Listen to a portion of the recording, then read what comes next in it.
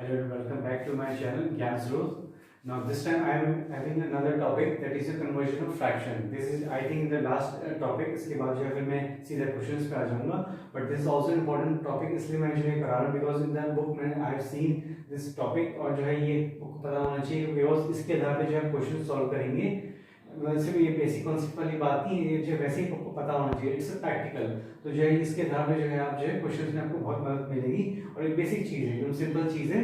मैं आपको बता देता हूँ कि what I am teaching you in this video, conversion of fraction. अब क्या है मिक्स फ्रैक्शन. मिक्स फ्रैक्शन जैसे फॉर एग्जांपल 3 7/15, इस तरह के फ्रैक्शन को मिक्स फ्रैक्शन बोलते हैं. As I have already explained you in the second video. Mix fraction जो इसको मिक्स फ्रैक्शन बोलते हैं, इनको इम्प्रॉपर फ्रैक्शन में कन्वर्ट करना है. यानी कि ऐसा फ्रैक्शन जिसमें कि जो न्यूमरेटर ज्यादा होता है और डिनोमिनेटर छोटा होता है, उस टाइप के फ्रैक्शन में हमें इसे कन्वर्ट करना है. तो मैं करके दिखाता हूँ कि किस तरीके से करते हैं. बुक में जो है फॉर्मूला दिया होता है, हम इस फॉर्मूले का यूज करते हैं. लेकिन कभी भी मुझे इस टाइप का फॉर्मूला जब कभी भी मुझे पता है, ना मैंने कभी पढ़ा, ना मुझे याद है कि ऐसा कुछ कोई फॉर्मूला होता है. लेकिन हम ये ऑटोमेटिकली हम इसे यूज करते हैं तो माइंड में इस टाइप के फॉर्मूले को. लेकिन फिलहाल जस्ट बुक में दिया है तो मैंने इसे कॉपी कर लिया है. आपको शो कर दिया कि improper fraction is equal to integral part into denominator plus numerator upon denominator. आपको कुछ भी जरा भी याद नहीं करना, कुछ नहीं करना, बस आपको समझना है. ऑटोमेटिकली माइंड में ये आप दोनों को सॉल्व कर देंगे, मतलब कोई ऐसा इशू नहीं है. तो मैं आपको करके दिखा दूं क्वेश्चन, तो ऑटोमेटिकली आप जो है सीख जाएंगे मैं क्या कहना चाह रहा हूँ. सो 3 7/15.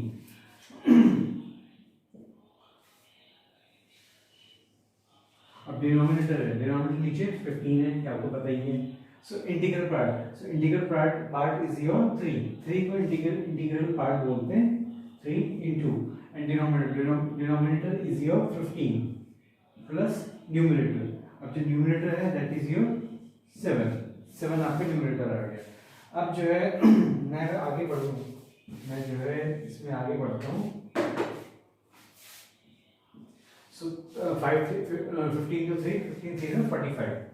So 45 plus 7 upon 15. So यहाँ पे मेरा आंसर आ गया. अब हम आगे बढ़ते हैं और आगे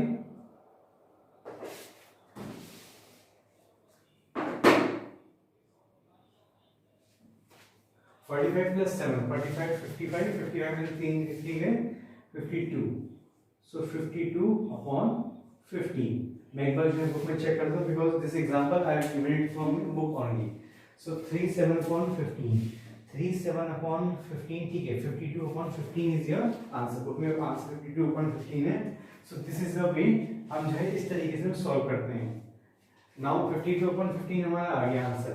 अब जो आपको इम्पोर्टेंट बात बताना चाह रहा हूँ कि जो है हम जब भी इसको माइंड में करते हैं, जब भी हम इसको माइंड में सॉल्व करते हैं, we never use the formula. Though we are using the formula but indirectly we are using the formula, but actually we never recall this formula in our mind. हमें माइंड में कभी याद नहीं करते कि ऐसा कुछ है, ऐसा इस तरीके से होगा, इस तरीके से होगा. जैसे कि अलजेब्रा में होता है a + b square whole square, यानी कि a² + b² + 2ab वाला फॉर्मूला कभी इस टाइप से माइंड में याद नहीं रखते. तो इसमें क्या करना होता है, बस आपको सिर्फ माइंड में इतना याद रखना है. 15 3 = 45. 15 को 3 से मल्टीप्लाई करना 45 और उसमें ये जोड़ देना है. 45 + 7 52 होता है. सो सीधा लिख देना नीचे 52/15. जो कि मैंने इतना लंबा चौड़ा ये कैलकुलेशन करके मैंने करा. ये चीज हम सीधा माइंड में करते हैं, कभी भी इतना लंबा चौड़ा फॉर्मूला नहीं करते. अगर आपसे स्पेशली क्वेश्चंस एग्जाम में पूछ रहे हैं तो बात अलग है कि आपको फॉर्मूला मतलब आपको यूज ही करना पड़ जाए तो आप यूज कर सकते हैं. अदरवाइज मैं उम्मीद करता हूँ कि जनरली एग्जाम में टीचर्स कभी भी इस टाइप के फॉर्मूले वगैरह नहीं देते. So this is the way. मैं एक और करा के दिखाता हूँ आपको ताकि आपको दिक्कत ना हो. So 2 1/4. एक सिंपल सा मैंने ये एग्जांपल, मैं इसको सिंपल वे में करूँगा, मैं इसको ये फॉर्म मेथड यूज नहीं करूँगा. 4 × 2, 4 2 = 8 प्लस 1. उस 8 को माइंड में याद रखिए. 4 2 = 8, 4 2 = 8, 8 + 1, 8 + 1 9. So 9/4. ये चीज जो है सिंपल सी है, बहुत सिंपल सी. और जो है बस आपका आंसर आ गया. और अदरवाइज इसमें भी ज्यादा कुछ साइंस यूज नहीं करनी है आपको. बस एक चीज मैं इंपॉर्टेंट बता देना चाहूंगा कि मिक्स फ्रैक्शन से इम्प्रॉपर फ्रैक्शन में कन्वर्ट हो जाता है और इम्प्रॉपर फ्रैक्शन से मिक्स फ्रैक्शन में कन्वर्ट हो जाता है कोई भी फ्रैक्शन. लेकिन आप चाहो कि मैं मिक्स फ्रैक्शन से प्रॉपर फ्रैक्शन में कन्वर्ट करूं, इट्स नॉट पॉसिबल. मतलब ऐसा हो ही नहीं पाएगा. वो फिर जो है इस टाइप के फॉर्मेट में नहीं आएगा कभी भी.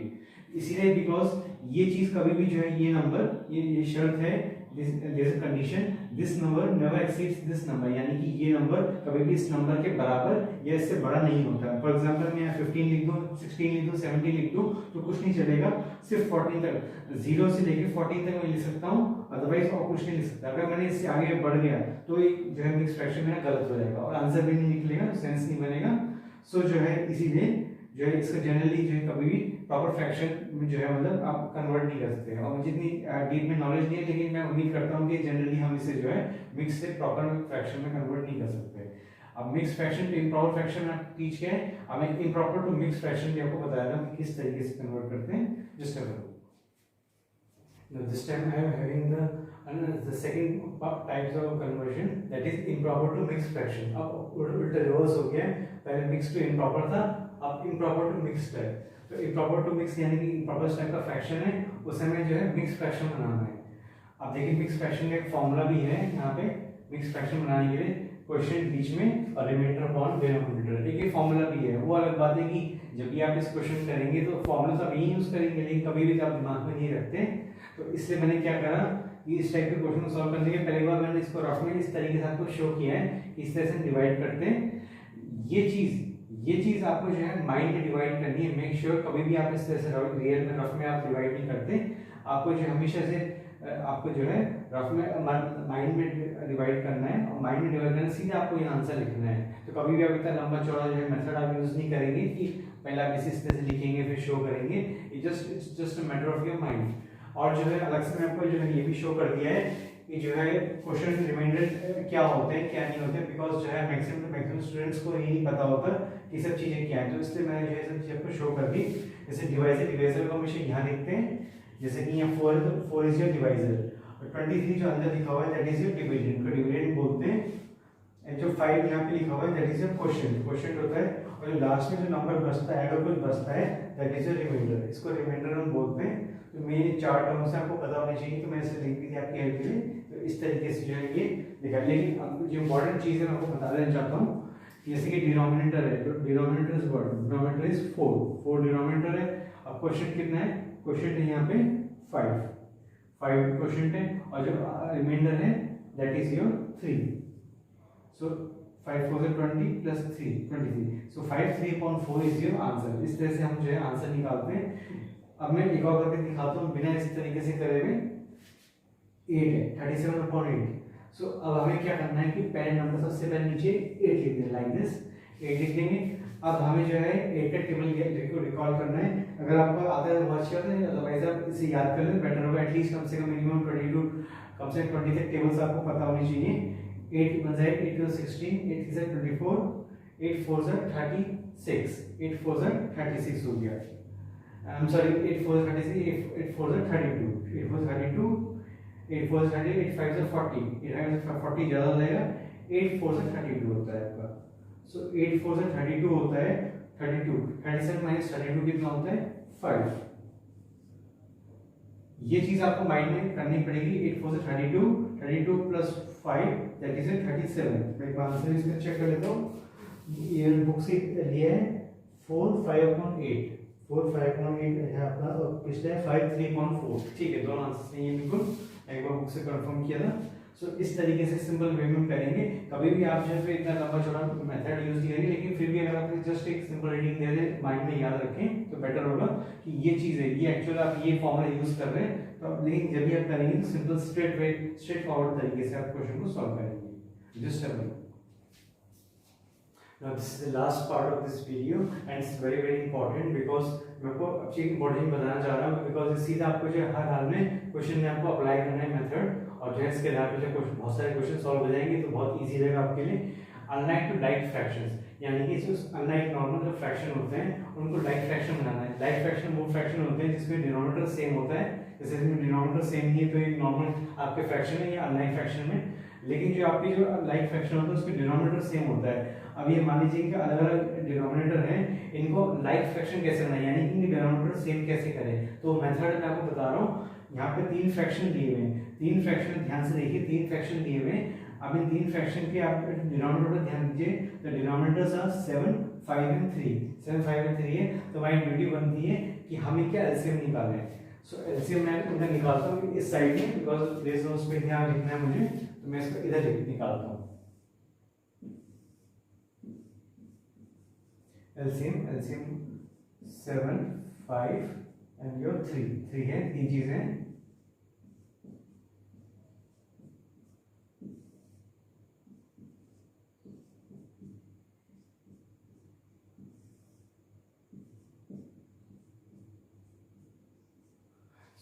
इस तरीके से आगे अब जो है फाइनली हम लिखेंगे 3 × 5 × 7। सो इसका आंसर जब भी आएगा मल्टीप्लाई करने पे इट विल बी 105 आपका आंसर आएगा। तो इस तरीके से आपको हर हाल में जो है निकालना है आपको ये एलसीएम निकालने के बाद अब देखिए मैं क्या करता हूँ, इस तरह बहुत ध्यान से देखिए स्पेडिशन व्हाइट बोर्ड आपको इसे लंबा से बनाएंगे, अपॉन बनाएंगे और उसमें 3/7 इसमें लिख देंगे और इंटू इस तरह से लिख देंगे। बाकी स्पेस यहाँ छोड़ देंगे बिकॉज यहाँ कुछ नंबर लिखना है, we shall leave some space. अब यहाँ पे 105 आपको लिखना है लाइक दिस। इस तरीके से इतना आपको चार्ट बनाना है, ये जगह और ये 2 जगह और ये 3 स्पेसेस आपको खाली छोड़नी है। अब हम जो है अब हम शुरू करते हैं काम। 105 has to be divided by 7 से इसे डिवाइड करना है, तो आप इसे रफ में कर सकते हैं, मैं इसे यहाँ माइंड में कर रहा हूँ, आपकी इच्छा है। 7 5 35, सो 7 × 15। अब फिर 105 को जब हम 7 से डिवाइड करेंगे तो आपका आंसर 15 आएगा, यानी कि 7 को 15 से मल्टीप्लाई करने पे 105 आता है। अब इसी तरीके से इस 15 को यहाँ पे भी कैरी फॉरवर्ड करके इस तरीके से यहाँ पे सेम टू सेम लिख देते हैं। अब 15 3 से कितना होता है, 15 3 से होता है 45। एक बार फिर से बताया था मैंने क्या करा, 3 × 7 लिखा है यहाँ पे, 3 × 7 यहाँ पे भी लिखा, इंटू करा इक्वल टू 105 लिख दिया मैंने यहाँ पे। अब मुझे कोई ऐसा नंबर लेना है यहाँ पे कि इसको मल्टीप्लाई करने 7 से मल्टीप्लाई करने पे 105 आता है, तो डेफिनेटली जो है 15 से मल्टीप्लाई करने पे 105 आता है 15 × 7। इसी 15 को मैंने यहाँ ऊपर कॉपी कर दिया। अब 15 से कितना होता है 45, तो मैंने ऐसे लिख दिया। अगला देखिए, इससे और क्लियर हो जाएगा आपको सब कुछ। मैं एक लाइन खींच देता हूँ, 48 को दिखाता हूँ।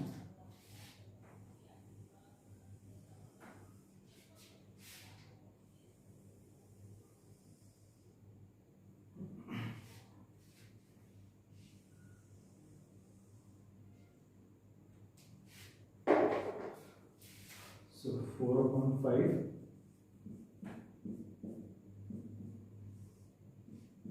105 मैंने इस तरह से लिख दिया।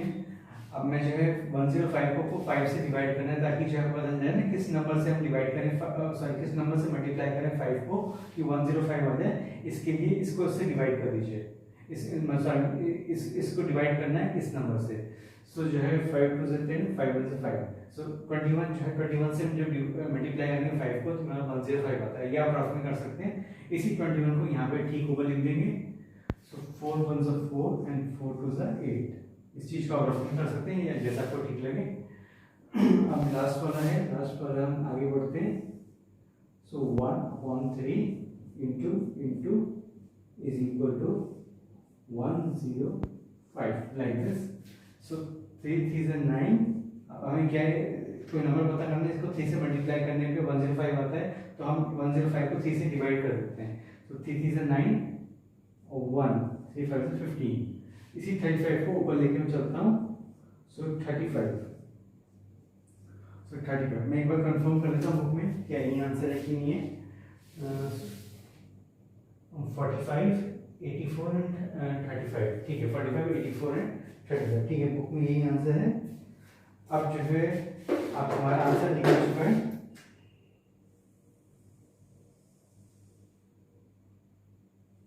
हमारा आंसर आ चुका है।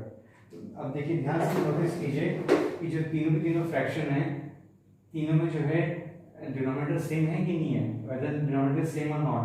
105 is available in all the 3 fractions and over here की ओवर से मतलब नहीं है, हमें डिनोमिनेटर से मतलब है डिनोमिनेटर सेम होना चाहिए and that is called as like fraction. इनको हम लाइक फ्रैक्शन बोलते हैं। अब एक चीज आप मुझसे पूछ सकते हैं सर यहाँ 3/7 है या 45/105 है, तो दोनों में तो बहुत डिफरेंस लग रहा है, तो ये दोनों फिर इनके बीच क्या रिलेशनशिप है, तो मैं आपको बता देना चाहूंगा।